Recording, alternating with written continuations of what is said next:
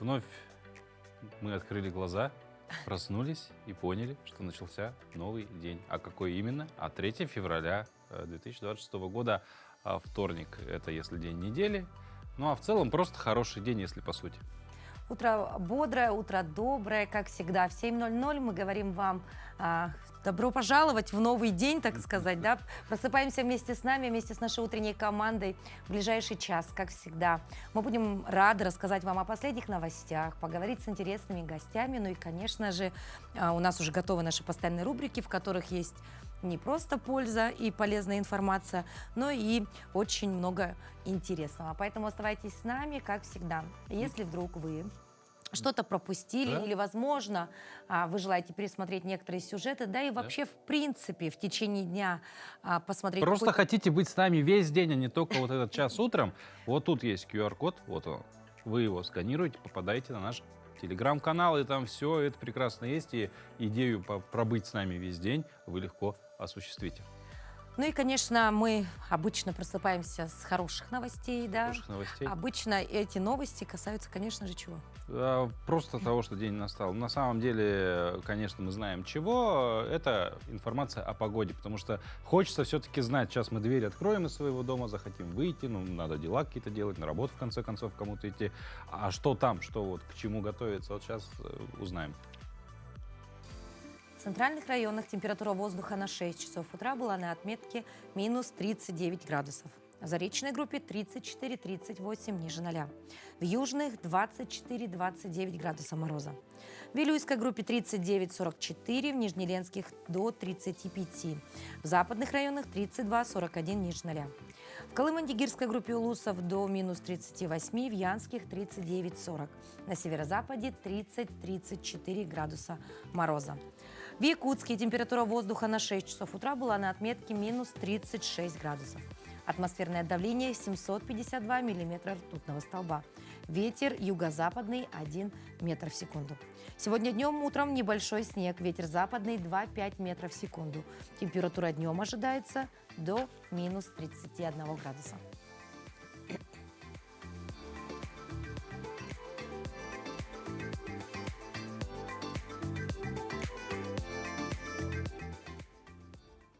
Ну, не сказать, что совсем уж прям потеплело, но 31 и неплохо, и нехорошо.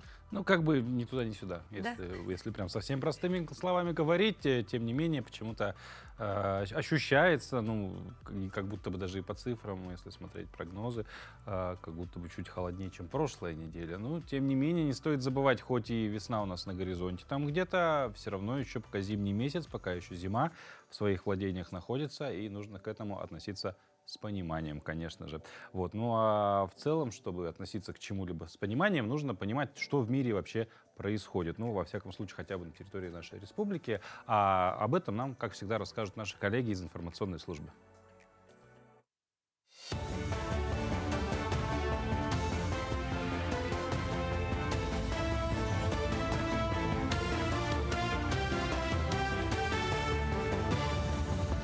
Доброе утро, Якутия. Далее блок новостей.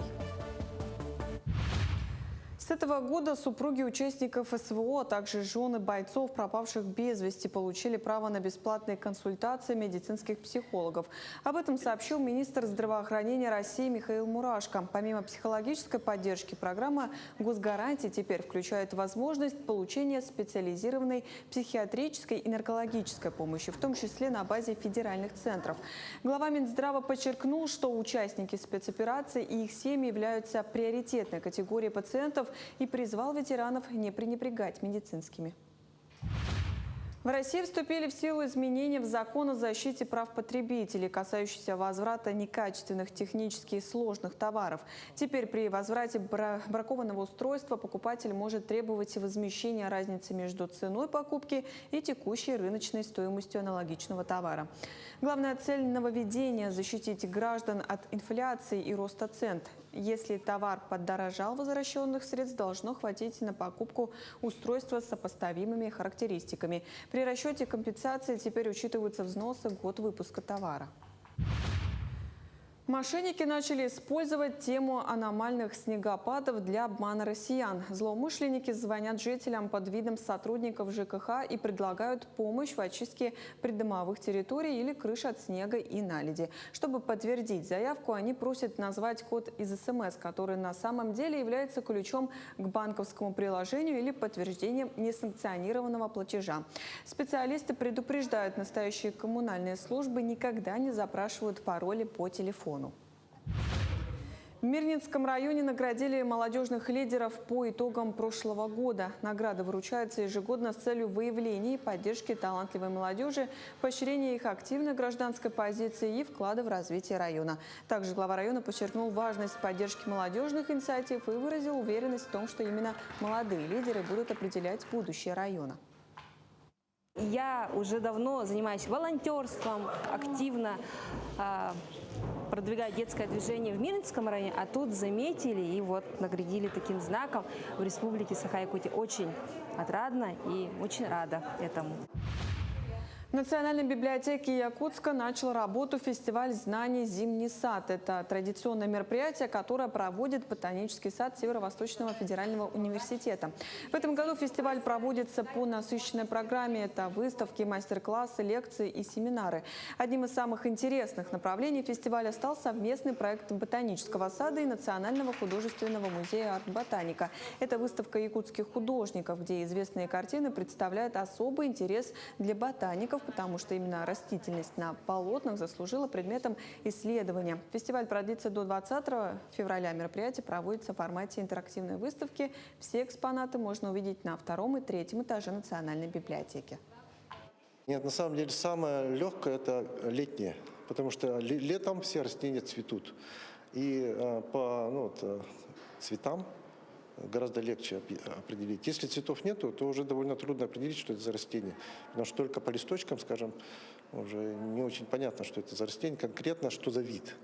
То есть род определить можно всегда, а вот конкретно до вида это довольно сложно.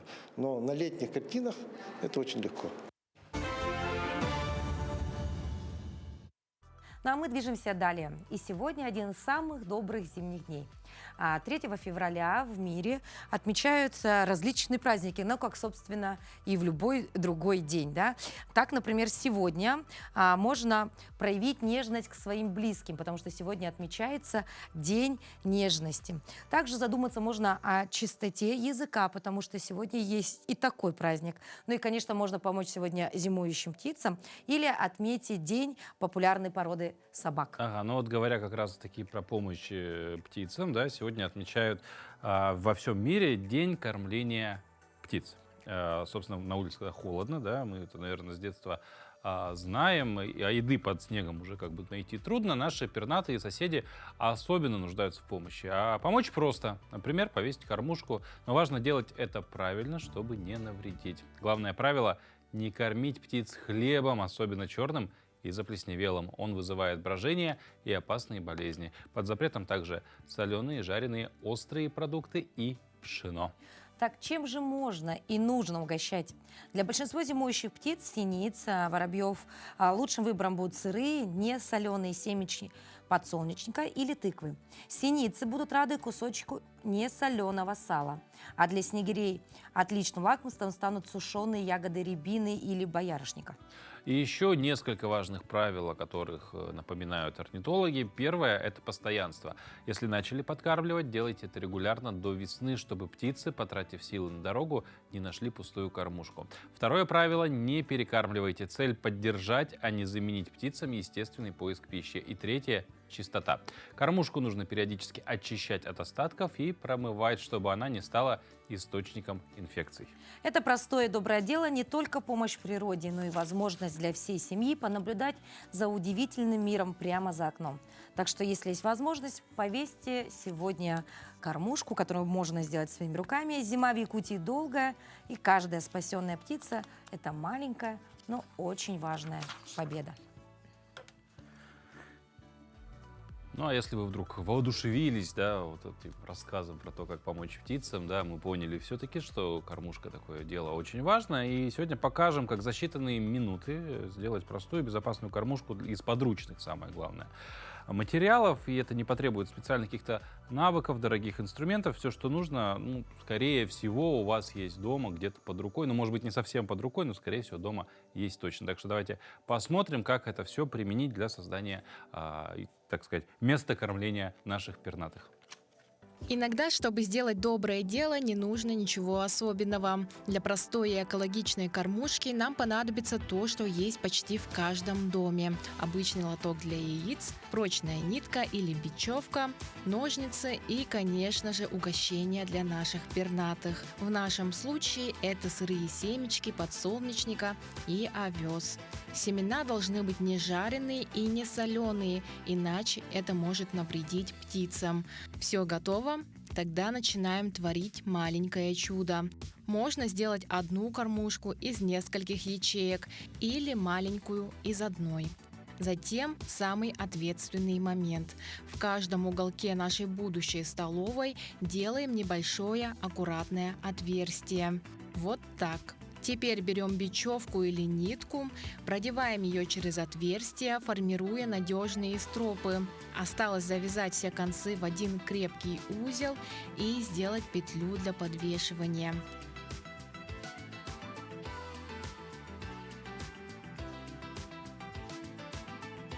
Ваша кормушка уже почти готова.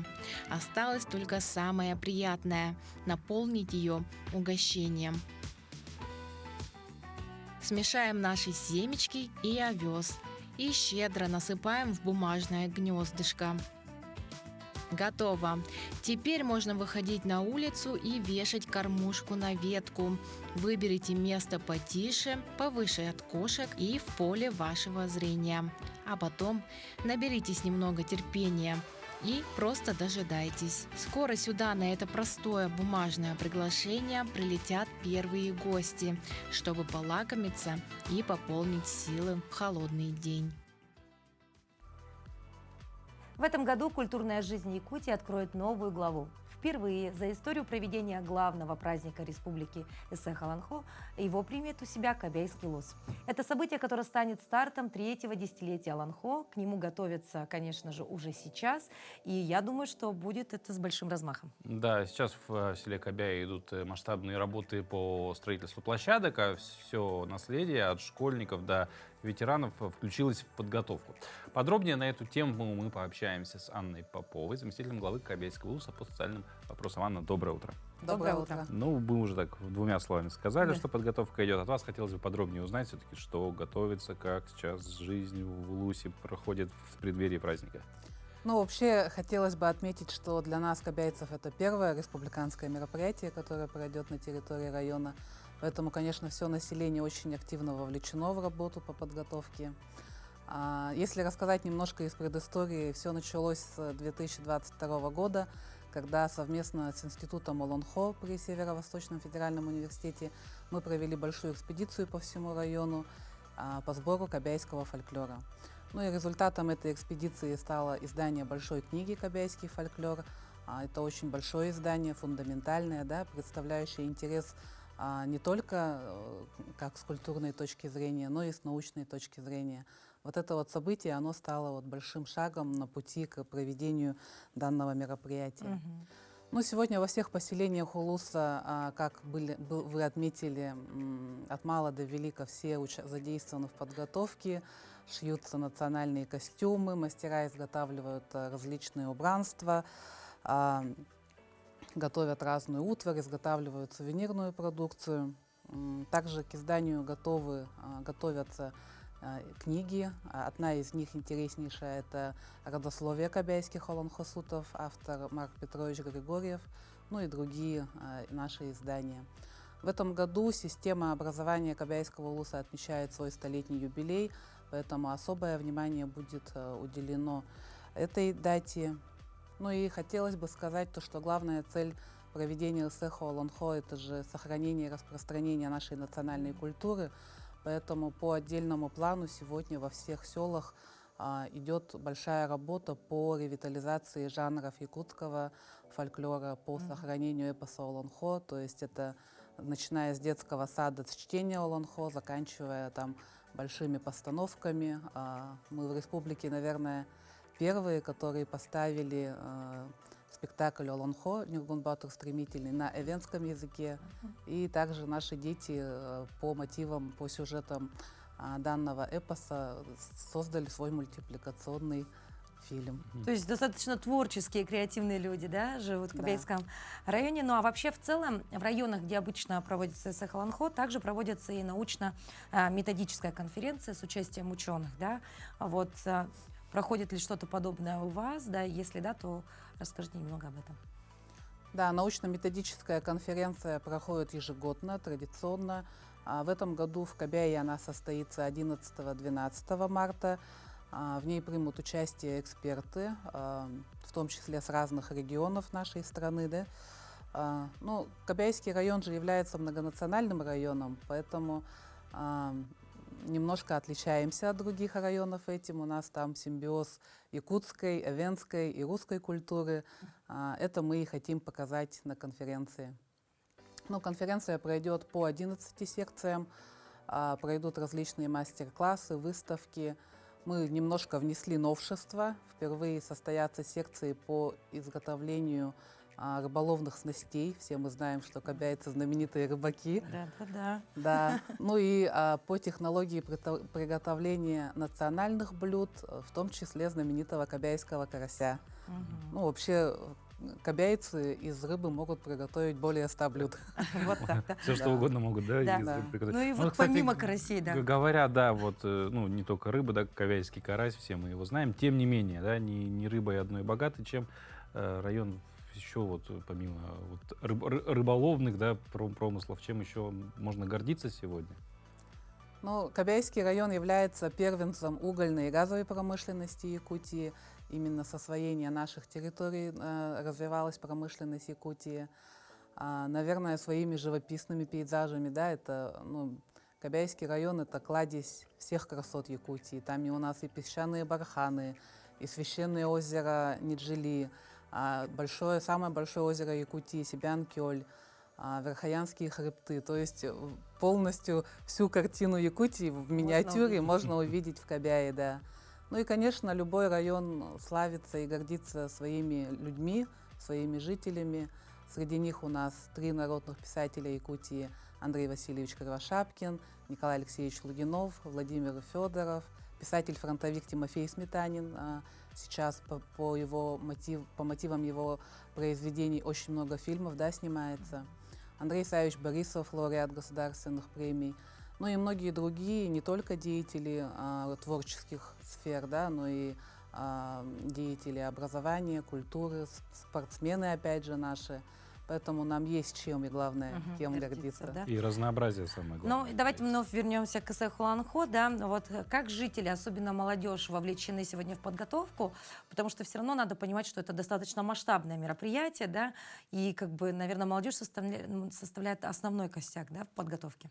Да, молодежь, конечно, это наше все. Но, как я выше сказала, во всех поселениях идет подготовка. Что касается молодежи, мы будем привлекать волонтерский центр. На сегодняшний день как раз идет отбор заявок для участия в волонтерском центре. Всего на сегодняшний день принято 136 заявок. Из них мы должны отобрать 120. После этого в период с марта по май состоится их обучение. Ну и потом уже сама работа, собственно говоря, и начнется.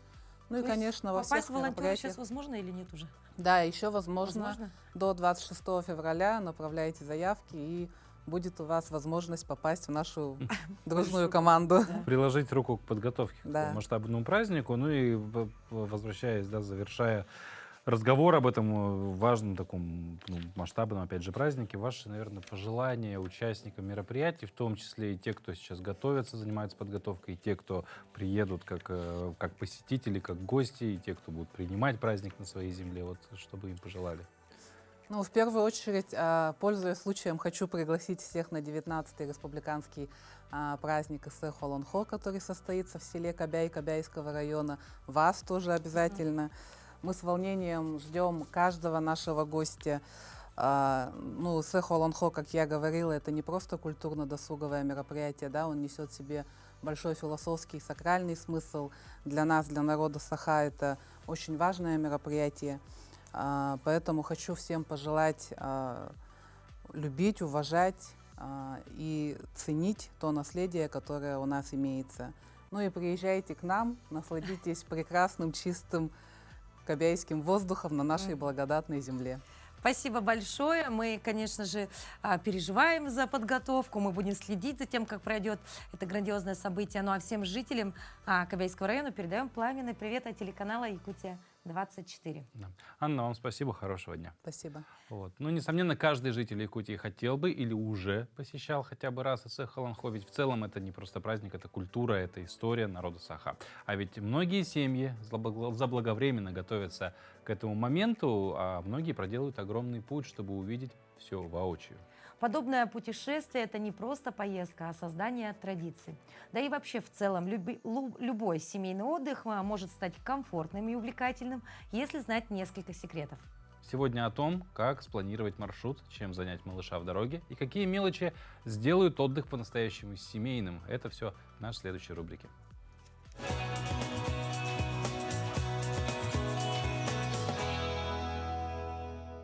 Доброе утро, Якутия! Сегодня в рубрике «Семейные дела» мы с вами поговорим о том, как путешествовать с детьми. Я многодетная мама, у нас 4 детей, и, соответственно, мы очень часто путешествуем с детьми и как по России, так и за границу. И, наконец-то, мы научились получать от этого удовольствие. Первым делом и самое главное – это подготовка. То есть, чем меньше неизвестностей, тем меньше тревоги у детей. Да, дети действительно тоже волнуются перед поездкой. То есть первым делом мы садимся все, да, и начинаем обсуждать, то есть полностью маршрут, куда мы едем, каким образом мы туда долетаем или доезжаем, добираемся, в общем, до пункта назначения.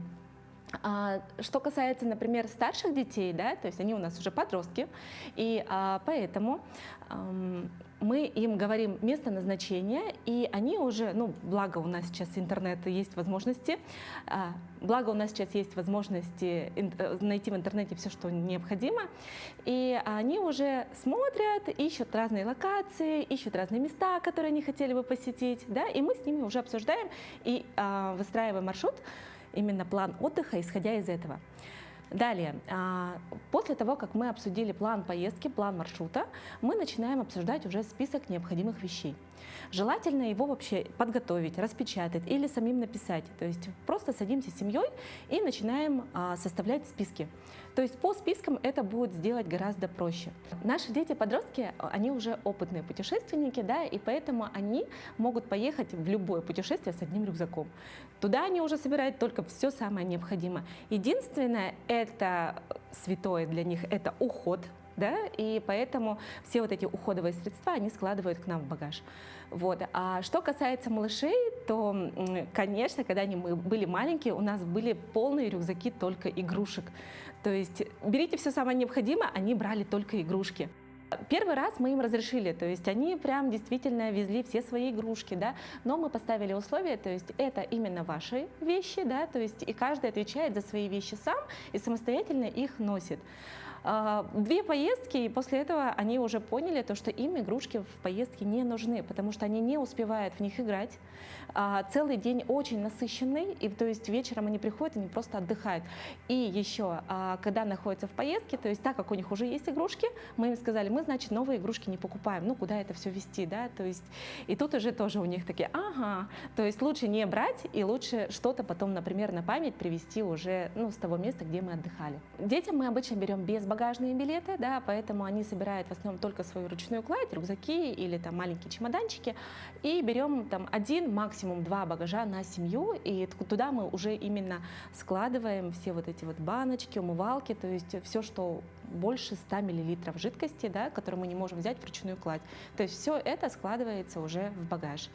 На это экономит семейный бюджет, и это, ну, в принципе, гораздо удобнее, потому что багаж контролируем именно мы, взрослые. Очень важно ресурсное состояние родителей. То есть не пытайтесь прямо дать ребенку максимально все, как только вы туда только приехали.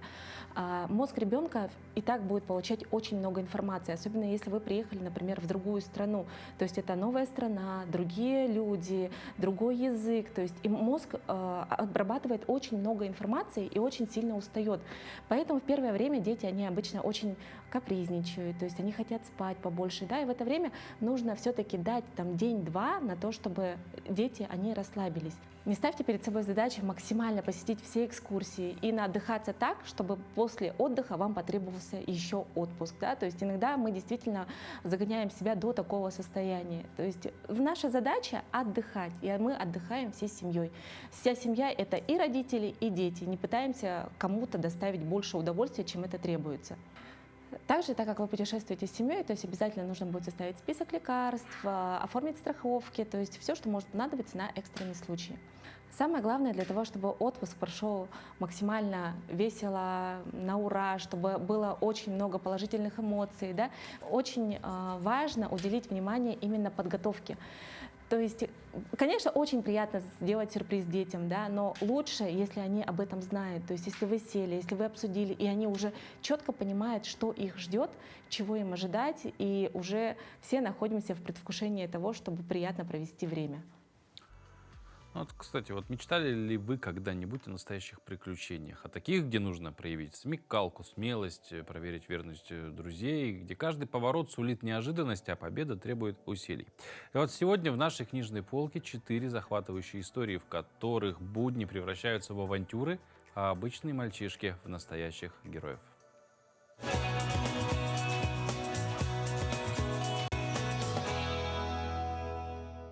Здравствуйте, друзья! Сегодня я хочу рассказать вам про книгу, которая называется «Большая книга приключений для мальчиков». Автор Эдуард Веркин. Книга про летние приключения 3 пацанов – Генку, Витьку и Жмуркина. 2 лучших друга Генка и Витька совсем не похожие друг на друга. Генка практичный, а Витька мечтательный. И прошлым летом к ним присоединился еще и Жмуркин. Он был личностью продвинутой, зависал в интернете и считал себя самым умным. Вот как-то раз приехали Генка с Витькой к Генкиной тете в деревню. Она фермер. И случилась там такая история, что им пришлось бороться с щукой-убийцей из Тихого озера. Вдвоем они не справились, и к ним присоединился еще и Жмуркин. Что они не придумывали, чтобы изловить эту щуку, которая во всей деревне съела всех утят и цыплят. И лодку снаряжали, и в костюмах под воду прыгали, и ружьем стреляли. И всего этого им стало понятно, что щука огромных-преогромных размеров, и про нее точно нужно написать книгу, а лучше снять фильм. Много дней они пытались ее поймать и думали, что с ней будут делать, зажарить или уху сварить. Но в тот самый счастливый день, когда они ее все-таки поймали и познакомились с ней, они ее полюбили и не захотели ничего с ней делать. И началась операция по перетаскиванию старого Ника, то есть щуки, в фонтан. Еще много интересных историй хранится в этой книжке. Прочитайте, не пожалеете. Ну а сейчас мы поговорим еще об одном, мальчике, своеобразном герое, ведь ему всего 2 года, но он уже знаменит. Да, и как бы он не из книжки, а из реальной нашей жизни. Зовут его Джуд Оуэнс из Манчестера, Великобритания. Он вошел в историю, в книгу рекордов Гиннесса, став самым юным игроком в бильярд, выполнившим сразу 2 трюковых удара в снукере и пуле. Первый рекорд он установил 12 октября 2025 года, когда ему было 2 года и 302 дня. Он успешно выполнил банковский удар в пуле, это при котором шар отскакивает от борта стола перед тем, как попасть в лузу. Всего 5 неделями до этого момента, и когда ему было 2 года и 261 день, мальчик уже отметился другим достижением, выполнив двойной удар в снукере, так называемый даблпот. Это сложный трюк, при котором в лузы последовательно отправляются 2 шара. Эти достижения официально закрепили за Джудом статус самого юного игрока в истории, сумевшего выполнить оба трюка. А также сделали его одним из самых юных юных двукратных рекордсменов книги рекорда Гиннесса. Отец мальчика Люк Уотсон рассказал, что заметил необычные способности сына дома, где снукер очень быстро стал любимым занятием ребенка. По его словам, решающим моментом стало то, как Джуд впервые взял кий. Да, из-за роста сына Люк сначала использовал барные табуреты, чтобы мальчик мог дотянуться до стола, а позже семья стала пользоваться табуретом, который раньше применяли на кухне. Отец отметил, что достижения мальчика за столь короткий срок впечатляют даже его самого. Ну, отличная такая добрая история, да. Но для меня это история про то, как родители, увидев талант в своем ребенке, поддержали, делали стульчики, а затем как-то это все, знаешь, ну, именно не отбили желание у ребенка, а были с ним рядышком, ну и, собственно, добились результатов, в книгу рекордов Гиннесса попали. Ну, тут у меня могут возникнуть вопросы по поводу увидели талант, поддержали, как бы учитывая место происхождения, учитывая страну, ее традиции, как бы, ну, в принципе, ее культурную, так сказать, какую-то жизнь, ну, не культурную, прям высокая культура, а вот как повседневная культура в Манчестере, возможно, в принципе, и отец не против в бильярд поиграть, поэтому там сошлись интересы, на этом фоне произошла поддержка. Но точного мы не знаем, в любом случае, да, никогда... Это достижение. Это достижение в любом Это случае, в таком возрасте делать вот такие вещи. То есть я сейчас даже не знаю, о чем, по сути, я говорил. То есть я абстрактно понимаю, вот есть бильярд какой-то, шары там палкой бьют, и вот для меня все знания на этом заканчиваются. Для взрослого дяденьки. А мальчик 2 года в книге рекордов Гиннесса. Не просто так, тем более это все достаточно серьезно контролируется, поэтому в любом случае ребенок старался, трудился и получил заслуженную награду. Да, я думаю, что на самом деле каждый из нас, если будет стараться трудиться, рано или поздно заслуженная награда всех нас найдет. Ну а вообще в целом, если хотите, чтобы ваш ребенок рос сильным, внимательным и целеустремленным, необходимо начинать день с зарядки. Она задаст тонус телу и настроит на активность. Ученые подтверждают, регулярная физическая активность улучшает память и внимание. А кто может послужить лучшим примером для достижения? Конечно же, родители. Давайте сделаем комплекс упражнений всей семьей.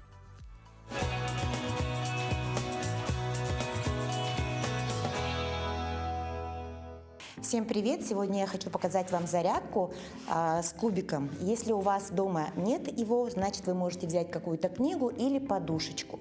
Итак, поехали. Первое упражнение у нас будет на осанку.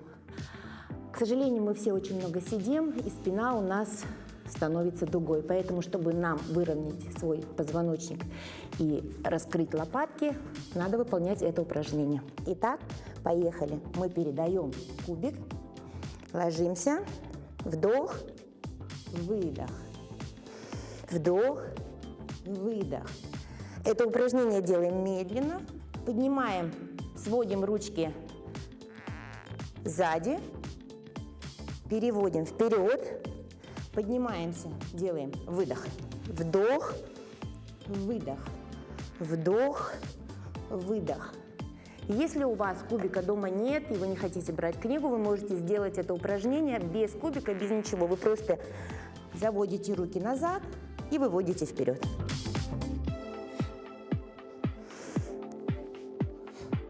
Также выполняем это упражнение 15-20 повторений. Кладем кубик под копчик, чтобы у нас ягодички немножко выходили вперед. Коленки сгибаем 90 градусов, ручки выводим вперед и по очереди кладем правую руку и левую ногу.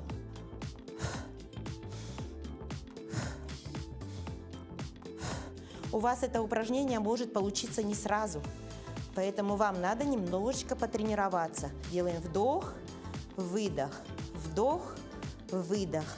Если вдруг у вас болит поясница и вы не можете вниз опускать ноги, вы можете опускать ножку и касаемся ею носком. Раз, два, раз, два. Также выполняем это упражнение 20-15 повторений. Обязательно при этом дышим. Не устаю вам напоминать, дыхание – это очень важный момент. Следующее упражнение. Мы поднимаемся на коленках вверх и передаем кубик из стороны в сторону. Вдох, выдох, вдох, выдох, вдох, выдох. Стараемся руки тянуть к ушам, чтобы наша грудная клетка раскрывалась. Лопатки сзади сводим, кубик передаем. Тоже выполняем это упражнение 15-20 повторений делаем. Вдох, выдох, вдох, выдох. Отлично. Так, следующее упражнение у нас будет на растяжку поясницы. Если вдруг вас она беспокоит, делаем это упражнение аккуратно. Вы можете подложить сюда или полотенце, или подушечку. Не должно быть дискомфортно, вам должно быть удобно. Ручки выводим назад, закрываем глаза, продолжаем дышать и получаем удовольствие. Обязательно дышим. Так можете полежать 1-2 минуты. Дышим глубоко, медленно.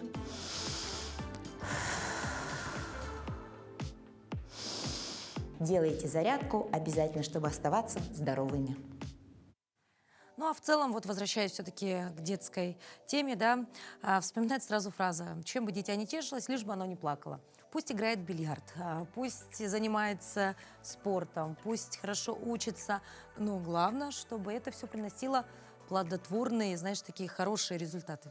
Ну, как бы тоже во всем нужно знать меру, потому что прям если радикально относиться к фразе «чем бы оно не тешилось, лишь бы не плакало», там много куда может завести такая философия. Но, тем не менее, наверное, главная такая всеобъемлющая история с детьми сегодня повсеместная — это, конечно, гаджеты, смартфоны. Но, тем не менее, сегодня смартфон в руках школьника — это не просто гаджет, да, в котором можно просто убивать время, а, по идее, полезный инструмент, в том числе он может быть полноценной студией. Снимать видео, монтировать, выкладывать в сеть — для многих ребят это уже не хобби, а способ самовыражения и общения. Но сегодня школьники снимают каверы уже на домофон и набирают миллионы просмотров. Сначала подростки из Оренбурга пели ретро-хиты случайным людям, которые отвечали на их звонки, а затем стали звездами чатов и социальных сетей. Парни учатся в 10 классе и даже выступают на школьных концертах в составе своей группы «23-й микрорайон». Ролик с кавером «Feeling Good» Майкла Бублы набрал уже более 1 миллиона и 100 тысяч просмотров. Давайте посмотрим. It's a new dawn, it's a new day, it's a new life for me, and I'm feeling good. Снова одна ночью без сна, прошлое свое листаю, а надо мной голос ночной в воздухе кружит, не тая. Это звучит в темной ночи, песенка любви, простая, плачет и зовет.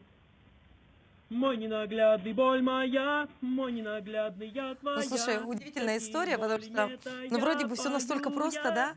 Но я не знаю, кого-то, наверное, не пугают, кого-то, наверное, не радуют. Ну, начнем, допустим, подойдем с технической точки зрения, да?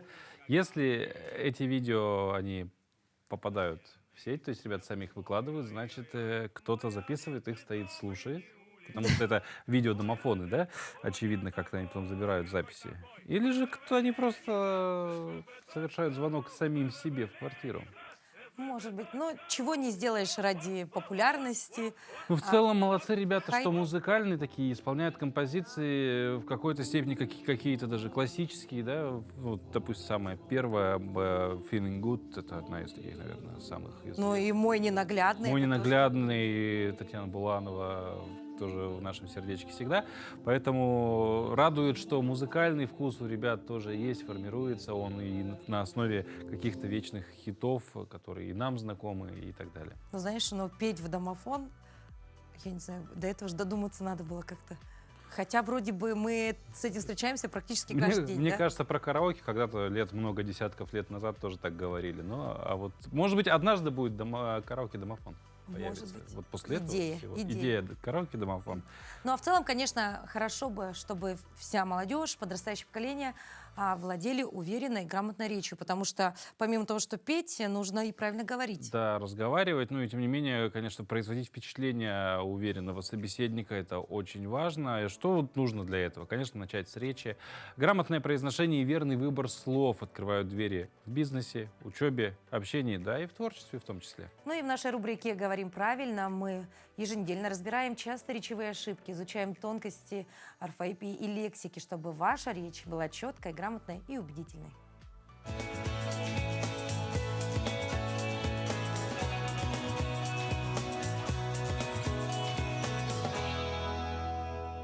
Доброе утро, дорогие телезрители! В русском языке есть такое выражение, смысл которого заключается в следующем, что бывают у нас такие поступки, действия или проекты, в результате которых будет большое вознаграждение. Это выражение «окупиться старицей». Именно с таким произношением – старицей. Хотя часто мы в обыденной речи слышим неверное ударение. Но, конечно, надо помнить о том, что слово «старица» является устаревшим и восходит к современному слову «сотня». Поэтому окупиться старицей означает приумножиться стократно, по 100 раз. Поэтому давайте говорить правильно, и наше усердие окупятся старицей.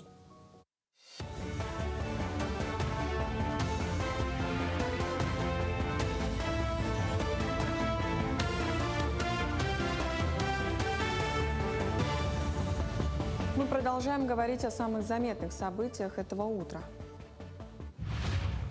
В России зафиксирован рост скрытой безработицы. Доля сотрудников, переведенных на режим неполного рабочего времени, достигла 14%. Эксперты Федерации независимых профсоюзов и ведущих вузов отмечают, что работодатели стремятся сохранить профессиональные кадры, используя вместо увольнений административные отпуска и сокращенные рабочие недели. Несмотря на сохранение рабочих мест, такая тенденция несет серьезные экономические риски. Снижение доходов населения ведет к падению потребительского спроса и формированию ловушки слабого спроса, что тормозит рост экономики. Кроме того, неопределенность снижает мотивацию сотрудников и общую производительность труда. По данным экспертов, в зоне особого риска находятся промышленные регионы. По итогам прошлого года экспорт российских медицинских и ветеринарных приборов в США достиг максимума за последние 3,5 лет, составив $216 тысяч. В годовом выражении объем поставок вырос почти в 4 раза. Основную долю экспорта составили стоматологические инструменты, электродиагностическая аппаратура и узкоспециализированные приборы. При этом наблюдается и встречный рост. Импорт американского медоборудования в Россию в ноябре также показал рекордные значения с осени 2024 года. В Якутии стартовала неделя профилактики онкологических заболеваний, приуроченная ко Всемирному дню против рака. В рамках акции 4 февраля в Национальном художественном музее откроется уникальная выставка картин, созданных пациентами и сотрудниками онкодиспансера. Минздрав республики подчеркивает, что ранняя диагностика – залог успешного лечения. Помимо здорового образа жизни, врачи рекомендуют регулярные обследования, а также жители Якутии могут оценить свои риски онлайн на платформе онкопоиск.сахат.рф.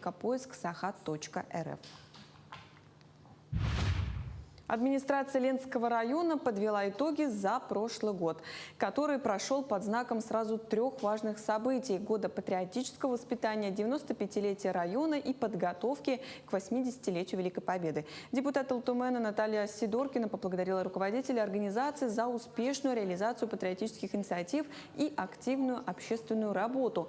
Глава района Александр Черепанов в своем докладе осветил ключевые достижения, реализацию крупных инфраструктурных проектов и результаты сотрудничества с промышленными предприятиями. В ходе торжественного мероприятия заслуженные награды получили работники учреждений и активные жители района. 2026 год был официально объявлен в Ленском районе годом сохранения традиций. Но также хотелось бы отметить, что были проведены яркие, достаточно серьезные мероприятия. Вот, и по патриотическому воспитанию одно из таких хотелось бы отметить, как патриотический форум. Мы с вами все согласились, что это хорошее начинание найдет отражение и в следующих годах. И, конечно, не могу не отметить вклад людей, которые сегодня вносят в экономику, вносят в гуманитарную помощь нашим ребятам. Не могу не отметить те организации, которые сегодня, несмотря на погодные условия, несмотря на их деятельность, приходят на помощь нам, муниципалитету, по чрезвычайным ситуациям. Это, конечно, дорого стоит. В Тулагинской агрошколе на базе модернизированной теплицы открылся круглогодичный учебно-производственный цех площадью 200 квадратных метров. При поддержке сельского управления Якутска проект стал базой для практического обучения школьников агротехнологиям и основам бизнеса. В настоящее время учащиеся занимаются выращиванием рассады, а также переработкой рыбы, конины и консервированием овощей. Мы выращиваем огурцы в гидропонике и просто на грунте, чтобы сравнить их, где лучше вырастет, то есть быстрее. И также мы выращиваем помидоры, томаты, редиску скоро будем выращивать. И сейчас помидоры тоже у нас сравнение идет. В гидропонике вода сама по себе идет, то есть ничего мы сами не поливаем, а на грунте мы уже сами. Сейчас лучше растет на грунте. Такая работа мне нравится. Это интересно. Китай стал самым быстрорастущим направлением выездного туризма в России в этом году по сравнению с аналогичным периодом прошлого года. Даже после завершения действия безвизового режима в сентябре интерес к направлению не ослаб. На осень билеты бронируют в 3 раза чаще, чем годом ранее. Вице-президент Ассоциации туроператоров России отмечает, что турпоток вырос минимум на 50%, а туроператоры и авиакомпании существенно расширили программы полетов. Наибольшей популярностью у российских путешественников пользуются Пекин, Шанхай и Гуанчжоу. К этому часу это все актуальные новости. До встречи в эфире. Ну а сегодня мы живем в уникальное время, когда на работе, в семье и обществе одновременно взаимодействуют как минимум 4-5 разных классификаций поколений, ну классификаций, скажем так, да. За общим столом могут собраться бумер, уверенный в ценности упорного труда на одном месте, миллениал, ищущий баланса между карьерой и самореализацией, зумер, для которого цифровое пространство — это естественная среда обитания, и представитель поколения альфа с младенчества, управляющий планшетом. Вот кто эти поколения, чем их ценности отличаются друг от друга и как найти общий язык, когда разница мировоззрения кажется непреодолимой. Об этом мы поговорим с психологом Аленой Шкулепа. Доброе утро, Алена. Доброе утро. Без вас здесь не разобраться, да? Поэтому давайте для начала Как говорится, запахло интересной беседой. Всегда рада. Все-таки вот мы сейчас перечислили, да, вот все эти разные, да, так сказать, поколения, да, и это все-таки стереотипное мышление, да, вот мы описали их вкратце, да, или все-таки есть... Доля истины в этих разделениях. Я думаю, что доля истины это есть. Если вспомнить, с чего все начиналось. Начиналось это с исследования, по-моему, США. И вообще это было связано больше с работодателями. Но как-то мы очень любим, во-первых, люди очень любят классификации, а люди все-таки гораздо сложнее, чем любые классификации и типологии. Вот. И поэтому, кажется, это просто теория была создана для того, чтобы подстраивать условия какие-то бизнеса под управление персоналом. Дальше оно, естественно, распространилось. Ну и вообще очень модная тема сейчас. Ну да, куда ни глянь, везде зумеры, бумеры. Бедных зумеров, да. И не всегда, кстати, многие правильно используют эту терминологию, потому что не понимают, о чем идет речь, да? Ну вот, давайте поговорим уже поподробнее, да? Кто это такие вообще все вот перечисленные ранее люди? Ну вот примерно, наверное, там основные, может быть, критерии или по годам рождения, как можно ли обычно человек вот нормально взять, понять, бумер, зумер?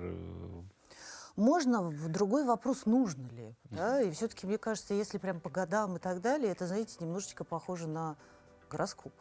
Да, потому что, ну вот как-то мы... А что, если человек не 97-го, 96-го родился, то сразу, значит, из зумеров вылетает, как говорит мне моя дочь, говорит, я до сих пор не понимаю, кто я, потому что по одной классификации это туда, по другой туда. Тут знаете, что важно учитывать? Исторический контекст, в котором все это развивалось. Именно поэтому, например, американская теория поколения от нашей, конечно, значительно отличается. Мы совершенно в разных историческом фоне все воспитывались и так далее. Не учитывать этого мы не можем, потому что если вспомнить, что человек все-таки биопсихосоциальное существо, то социум социум однозначно вкладывает определенную роль. И поэтому, если мы посмотрим, ну, те же бумеры замечательные, это же время послевоенное, и там, конечно, совершенно другие, не то чтобы ценности, там другие потребности, там больше хотелось общения, больше добра, больше еще чего-то, больше познания, очень много, потому что страна пережила огромную страшную войну. Да, ну, давайте возьмем наших ребят, альфачей нынешних, вот этих наших ребятишек, которые... Понятно, что они совершенно в других абсолютно исторических условиях жили. Не сказать, кому хуже, кому лучше, но потребности у них сдвинуты немножко, конечно. Ну вот раз уж мы затронули детей альфа-чей, да, в том числе, да, вот все-таки... Хочется же все время думаешь про будущее, да? Вот что их ждет, учитывая то, в какое время они живут сейчас? Да я думаю, что как всех нас, все ждет замечательное, светлое будущее. Все впереди. Все впереди, да, как обычно. Но вы знаете, это тоже очень интересный момент, что мы часто сравниваем. Вот это тоже удивительное такое свойство. Мы сравниваем, мы, взрослые, условно 40-летние люди, сравниваем себя с 18-20-летними. И говорим, что мы лучше. И говорим, что мы лучше. Но вообще-то неизвестно, что у нас там было 18, если повспоминать, как-то подростковый возраст у нас очень вытесняется. И здесь важно понимать, что у нас же тоже были какие-то стремления, и у них точно они есть. И более того, вот это поколение альфа, они гораздо более практичные, чем даже мы. Да, они больше понимают про то, куда двигаться, они больше понимают про деньги, они больше понимают про то, что нужно сделать, чтобы появились возможности. То есть, кстати, на самом деле сильно много никогда не говорится в ключе, а чем каждое последующее поколение лучше предыдущего. То есть вот в этом ключе говорится, может быть, нам имеет смысл затронуть тему. То есть если вот посмотреть, допустим, сильные стороны каждого поколения, в чем они заключаются. Вот у бумеров начнем с них, да, потом перейдем к зумерам и так далее, да? Не знаю, мне кажется, нет сильных и слабых сторон. Мне кажется, нет лучше, хуже. Это вопрос успешности в том времени, в котором ты жил и развивался. Есть же такая расхожая фраза, непонятно кто сказал, да, что если ты в молодости не либерал, значит, у тебя нет сердца, если ты с возрастом не консерватор, значит, у тебя нет ума. Мне кажется, мы все туда развиваемся в любом случае, любое поколение в разных условиях и разными методами. И понятно, что мы говорим, вот вы книжки не читаете, ай-яй-яй, да, я думаю, что что-то последующее после альфа скажет, что-то такое, ага, значит, мы там в гаджетах сидели, а вы, ну, не знаю. Ну, а вообще в целом это нормальная ситуация, когда вот все-таки между поколениями есть какие-то, ну вот, сравнительные моменты, да, анализы, или, возможно, какие-то спорные моменты? Или все-таки надо быть как-то умнее, добрее и находить... Не, мне кажется, в любом случае всегда ко всему надо с пониманием относиться. Во-первых, надо вспомнить, каким ты был. Да. Да? Мы как-то очень часто забываем, что когда, вот, например, родители иногда приходят и говорят, вот, у него совершенно нет мотивации к учебе, а у вас-то была, давайте честно, да? Там, понятно, что что-то нравится, что-то не нравится. И, конечно, вся сложность, вот эта проблема отцов и детей, а это про поколение, не мы придумали, классики это все описали, связана с тем, что, конечно, старшее поколение не очень готово обучаться и подстраиваться под новое. Да, и тоже мне очень понравилась какую-то фразу, я когда-то услышала, что вообще-то, когда молодежь себя странно ведет, это простительно. Но вот когда взрослые не очень хотят это понять, вот это большой вопрос еще. Ну, вообще, как бы, если говорить про интересные мысли, тоже когда-то одну читал, что, ну, она больше касается, конечно, работы с детьми, уже как бы относительно маленькими. Тем не менее, мне кажется, подходит для любых возрастов, что взрослому ребенка легче понять, потому что взрослый когда-то ребенком был. Да. А ребенок взрослым еще не был. Как он может понять взрослого? Да. Более того, конечно, мы все еще взрослеем все очень по-разному. И вот учиться находить подходы, мне кажется, это одной из главных функций родителя. Ну вот мы, когда только начинали эту беседу, говорили про поколение альфа, что все-таки это больше про цифровизацию, да, что это дети цифры, это гаджеты, это вот совершенно такое поколение, с которым, наверное, есть возможность потерять некую связь, опять же, нам, взрослым, потому что мы не в теме. Для нас не нужны те самые, допустим, программы, те же гаджеты, тоже нахождение в этом цифровом мире столько, сколько проводят поколение альфа. Вот здесь как найти какой-то компромисс? Вы знаете, ко мне иногда приходят взрослые люди и говорят о том, что они зависимы от телефонов. Вот не дети, а взрослые. Мы все очень сильно от этого зависим. Знаете, важный момент, мне кажется, в том, чтобы найти вообще время на то, чтобы общаться с нашими детьми. И второй момент — это изучать, потому что иногда вот там приходят родители, говорят, вот он все время играет. Я говорю, а во что? Я не знаю. Спросите. Может, вам понравится. Может, вам понравится, да, потому что вы вместе это будете делать, и потом сидеть за столом, за чаем это с утра обсуждать, что там было такого. На самом деле очень хорошая практика, честно говоря, потому что, ну, если говорить про видеоигры, ладно, там не гаджет, а вот конкретно там с использованием компьютера, игровых приставок и так далее, очень много вариантов совместных игр, что, опять же, вопрос сближения и в процессе. Очень хорошая терапия в этом плане. Да даже и видео. Вот те, кто смотрит короткое видео, это же интересно, что именно. Ребенок не смотрит все подряд, и взрослый не смотрит все подряд. Он смотрит по интересам. И это же тоже такое поле для общения замечательное. А если говорить все-таки про трудовую деятельность, да, вот такие моменты, наверное, случаются и в рабочие моменты, в коллективе, да, вот когда начальник все-таки того поколения, а ты этого поколения, и здесь постоянно происходят какие-то конфликтные ситуации. Как здесь быть? Здесь бывает по-разному. На самом деле все зависит от того, как компания, какие правила. И здесь неважно какого-то поколения, есть правила, которые должны все соблюдать. А дальше, да, мы развиваем коммуникацию. И, кстати, вот обвиняют и, по-моему, зумеров и альфа в том, что они проблем с коммуникацией. Давайте честно. Вообще-то у нас проблем с коммуникацией в масштабе страны очень-очень давно. И мы вообще не очень хорошо разговариваем в целом. Вот это вот, это самое, вот это, ну, это на самом деле, да, коммуникация, вопрос очень сложный, и этот навык надо очень сильно развивать. Сегодня везде очень требуют софт-скиллы. Да. Вот, Ален, ну, спасибо большое за беседу интересную в любом случае. Какие-то мифы мы развеяли, что-то новое в любом случае узнали на тему достаточно актуальную, популярную, скажем так, сегодня. Вам хорошего дня, ну, а вам, дорогие зрители, желаем с пониманием относиться ко всему. Наверное, вот такой итог нашей беседы можно подвести, и все у вас будет хорошо. Ну, а мы не говорим вам прощайте, мы говорим вам до завтра в 7:00. Мы вновь встретимся на телеканале Якутия-24 и скажем те самые золотые слова. Доброе утро!